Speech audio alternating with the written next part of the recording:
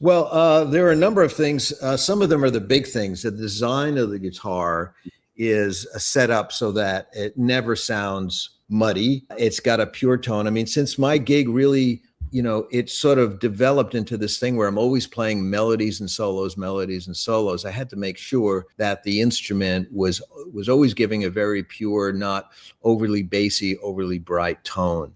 And that has a lot to do with the wood and the size of the wood.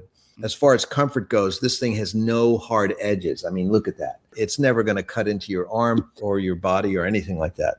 Pickups, fantastic DiMarzio pickups. I've gone through so many different ones as we've refined the idea of creating that original voice. And, these pickups should be able to capture your personality. And so I've always shied away from any pickups that would homogenize my sound and make me sound like somebody else, and make sure that it sort of heightens all those things that make you who you are. The Sustainiac, an amazing tool. It's a beautiful active pickup that kind of sounds like a really sweet 59 PAF from a vintage Les Paul, and somewhat Stratocaster-like. You can turn the thing on by lifting that up like that, and you can get the 3 different octaves by the mini switch. You can pull up the volume control, and you can get a high pass filter, so you can, even at the highest gain settings, you can get this thing to clean up and be really chimey for those Telly or Strat kind of tones. You don't have to bother with splitting coils, which I think never sounds really very good. Then there's the neck compound radius.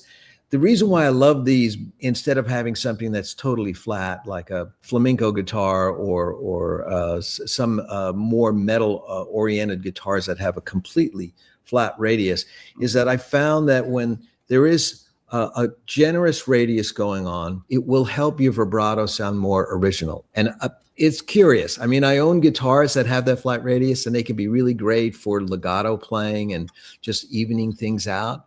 But sometimes you don't want to be even. You know what I mean? You want your quirkiness to really be noticeable to people, to separate yourself. And then finally, I'd say the wood is great. The Babinga stripe and the maple neck and the rosewood fretboard, I think, are just fantastic combinations for stability and tone. And the JS models come in both alder bodies or basswood bodies, depending on how much mid-range you like in your sound. And that is really geeking out.